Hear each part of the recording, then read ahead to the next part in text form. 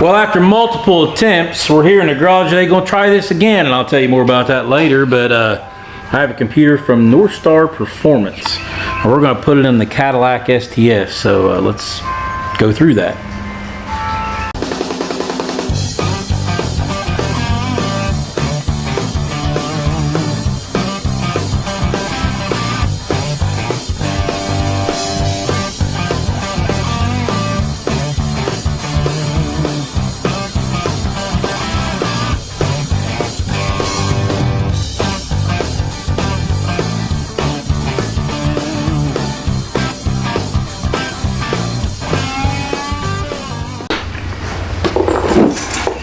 Okay, so I'm not sure about all of the Cadillacs, but the STSs, at least of these years anyways, the computer is behind this inner fender well on the front tire. So this right here is the front bumper of the car right here. And so this is the driver's side. So when you go through and take these right here, these little pins, and you can use a screwdriver to pry them out. You can use a set of needle nose to get a hold of them. But if you've got a set of diagonal cutting pliers, you can get through there. Don't cut them, but get just a little bit where you can pry with them, and you can get underneath the larger head of that thing and usually pry against it like that right there, and pry the core out of them, and then you'll pry them out like that right there. And so they come around. This centerpiece right here is what presses in there and presses that open, and once that centerpiece is out of there, that right there can shrink in and get pulled out or pushed in. So I'm going to go through, got one there, 2, 3 there, that one can stay, it's actually in the other part. And then I've got a couple underneath, so I'm going to go through pulling the ones out for this shield right here, and then we'll get to the computer. Alright, so once you get to the computer, there's these 3 red tabs right here. And so these red tabs need to be popped forward. And it's hard for me to, there we go. I popped that one just like that, pop forward. I'm trying to get in here and do it without getting my head in the way, although I know my arm's getting in the way anyways. Without breaking them little tabs because they're kind of finicky. There, and that one's popped forward. Well, not fully. I got that one forward. This middle one's kind of being a bear. It does that. Okay, there. Now it's all the way forward. Okay, then you're going to press down on the center of the piece here. You probably can't see that. Here, let me get you in there.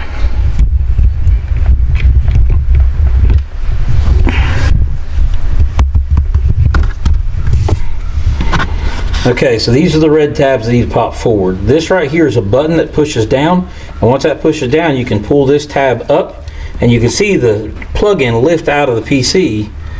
And don't pull by these, because I've done that before, and it pulls that cover plumb off. But make sure that's all the way disengaged, and then pull from the back side. And then same for the rest of these. Now this middle one's kind of a bear. I don't know why it's a bear. There we go. I'll pull it like that. Pull from the back side. And notice they're color coded, so that one's black and the plug-in for it's black. That one's gray and the plug-in for it's gray. And this one here, that one's blue. So you can't really mess it up, plus they're different sizes anyways. So if you're worried about messing the plug-ins up, they've got different places on them to where they won't line up right. You really can't plug the wrong one into the wrong location. So now let's get the computer out of this little bracket it's in. Okay, so I have figured out the best way to do this with multiple screwdrivers. And so I'm going to start with the bottom down here, and I will put a screwdriver underneath there where that clip can't go back over. Come up here and do the same thing right there. I'm not trying to really pry the plastic out and break it. I'm just trying to get that screwdriver in there. Then I'm going to pop this one here out and put a screwdriver in there so it can't come back over. And I'm going to take this last screwdriver. See, it only took 4 of them. And I'm going to pry out like that on the corners and walk them out of the brackets. Just like that right there. Okay, you see that screwdriver dropped out. I can actually pop that one out now and that one out. because we're outside where they won't clip back a hold of it again. And then just pop it out. And there the old computer is. Now with the new computer, same thing. You're going to want to put the plug-in in first. So I'm going to set it back in there like so. And then get everything kind of lined up on it and then pop it. These brackets, these things are going to kind of fight you because they're meant to be tight. And I'll push it in, you'll hear it snap in, that'll clip over, and that'll clip over, and that'll clip over. And then you're just going to go back through doing the same thing you done taking it off. You're going to plug that back in, clip it back, and push that red thing back. And so I'll get all these put back together and then we'll go through the next step. Okay, so an important thing to do is before you take the computer out is to disconnect your battery cable, your positive. Now I left the ground side because ground is ground, but I took the positive side off. So now I'm gonna put it back on and we can go through the process of getting the computer to be happy. So plug that back in like so. And then this is an 8mm wrench to tighten this back up and take it loose. So you'll need an 8mm wrench.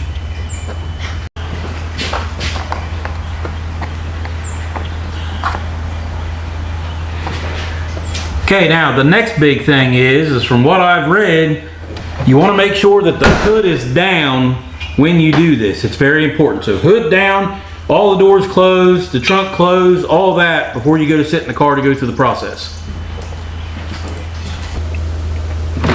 Okay, so I think you guys can see the dash pretty well. Once you get in here, you're going to want to hold down on the accessory switch until all your gauges come on, like that. Okay, it's going to tell you you got a starting disabled theft problem. And once you do that, you'll notice that up here you're going to have a little car with a lock on the dash. And I don't know if you guys can see that from there, but it's right about here where my finger's at, and it's orange. Now that's going to stay on for roughly about 10 minutes. And once it goes off, you turn the accessory off. You do that 3 times. Then after the 3rd time, you start the car. Now you're going to want to wait like 5-10 seconds between turning it off and back on to do this. But after the 3rd time finishes and you shut it off for the 3rd time, we're going to try and start the car. So I'm going to sit here for a little bit and I'm not going to put you guys through this, and I'll turn the camera back on when I go to start the car. Alright, so I fought this for a little while, but the car is sitting here running right now. And to show you that it is running on the Northstar Performance computer, this is the original one. It does not have the Northstar sticker on it. The Northstar sticker is on the back of that one. So, we're in good shape right now. So, I'm going to wait till the car shut off and it's not noisy, and I'm going to write some stuff down, and I'm going to give you guys the full information on what I did and didn't do, because this is a pain. Just, I'm being straightforward. Awesome right now, but a pain. Okay, so this is one of those deals where I don't know what's supposed to work. I went by things that I thought was supposed to work, and then I done some stuff because I was having some issues, and I'm going to run you through all my issues. Okay, issue number 1. I failed at this first couple times. Didn't know what I was doing. You cannot have the hood up. The hood has to be closed. Okay, so the hood has to be closed. I actually ran a battery charger to my battery and had it out the front end here. This is the things for the battery charger right here. Right, had them hooked to the battery, had the battery charger up on a milk crate, and had it run out the hood before I closed the hood. So the whole time I'm sitting in the car, the battery is charging on a trickle charger. Okay. I pulled the fuses out of the high beams and low beams so the headlights wouldn't come on. Because I didn't do that the first time, and by the time I went to start it, there wasn't enough juice to turn over. Okay. And I drove the car here this morning, so it's plenty charged up. Next thing. If it messes up, because I tried this a couple times and it didn't work. If it messes up and does not work after the 3rd time, one thing I did is I would come out and unhook the battery and hook it back up. I don't know if that matters. I don't know if that had anything to do with any of the problems I was having, but that's what I did, and it seems to finally have worked. Next thing, don't touch the brake, okay? Don't try to start it with the start button, okay? The accessory, hold it down until the dash lights come on. When the security light goes off, don't hold it down, just turn it off. Don't get out of the car, don't touch anything, don't move anything, don't do nothing. I counted for 10 seconds, and then I held it down till the dash lights came on again. After the third time, I waited 10 seconds after I turned it off before I tried to start the car. Okay, now, I read someplace like 5 seconds, this or that. I counted to 10. Now I didn't go 1, 2, 3, 4, 5, 6, 7, 8, 9, 10. I done the whole 1 Mississippi, 2. You know what the Mississippi thing is. Okay, that's how I done that. So, finally I've got this figured out. Now this is like the third weekend I've tried to do this. Each time going back and reading, the hood can't be up, this can't be done that way. You know, gotta make sure I got plenty of good charge, all this good stuff. Because after the first time, I felt the light went away, and I tried to start it, but I didn't have enough juice to start it. And the headlights was on the whole time. And I tried to remember to turn them off, but I ended up pulling the fuses. Safer that way, you don't have to worry about it. It doesn't give you an alarm to let you know your headlight fuses are blowed or the headlights are out. So that was a good deal. So now, here's the important part. We want to know how this turns out. So I'm gonna go give it a test drive here in a few minutes. And I'm going to give you an idea of what it does. But before I do that, I'm going to drive it for a couple weeks. So the next time you guys see me will be a couple weeks from now. Because one of the main reasons I bought this is because I want better fuel mileage along with a little bit of performance. We all want more performance, right? But this is my work car. And I'm averaging somewhere between 21 to 22 miles to the gallon, depending on what kind of driving I'm doing at the time. So, the last thing to bring up is that I lost all my tire sensors. It tells me I need an oil change now. It does remember my key fobs because that's a different module. So all that stuff is going on. I am close to an oil change anyways because I knew where my mileage was. So just know that when you do this, you're going to lose all the information other than how many miles is on the car and that kind of thing. So my tires right now, I've lost all the sensors. So I need to reprogram all them. But it now runs on the new computer, and to see if it'll start again, here we go. I hope it's got enough battery. You know what? I'm gonna go ahead and make sure it's getting some juice before I start it. So we'll do this. Now it should start with the hood up because all the security stuff is passed and we don't care anymore, and that's all good. So I'll plug the little buzzy charger in. There we go. It's plugged in.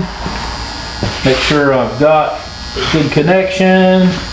There, it's charging. So it's charging now. So now I'm gonna go try and start. This will be the second start because the first start I just left it run for a few minutes. So let's see if it starts.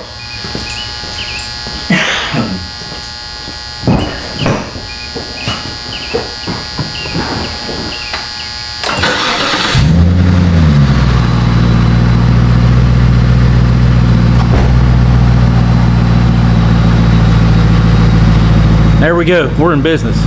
So now, I'm gonna put everything back together. I'm gonna drive it for 2 weeks.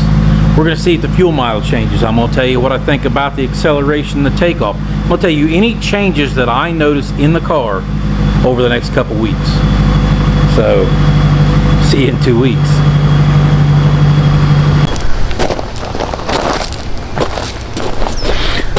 So it's been a month since I swapped the computer out in the car. And I've been driving it back and forth to work every day. Keep in mind, I've got an 80-mile round trip back and forth to work. We drove it to Cincinnati and back over the weekend, which is a few hours away. We kind of been using it all over the place because, I mean, it rides good and it's a fun car to drive around. And I kind of wanted the fuel mileage to be a little bit better, but it did pick up a little bit of fuel mileage. I'm averaging around like 22 and a half. So I've easily picked up a mile per gallon.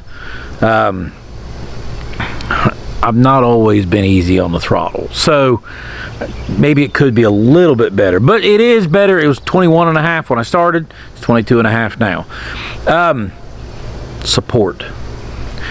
I was able to call North Star Performance and talk to them there, and really helpful. They actually sent me, I had problems with this one, and you mentioned, I seen that earlier in the video.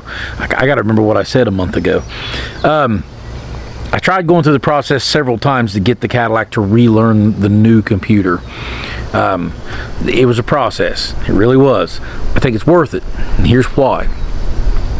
The torque management's much better. The drivability's far better.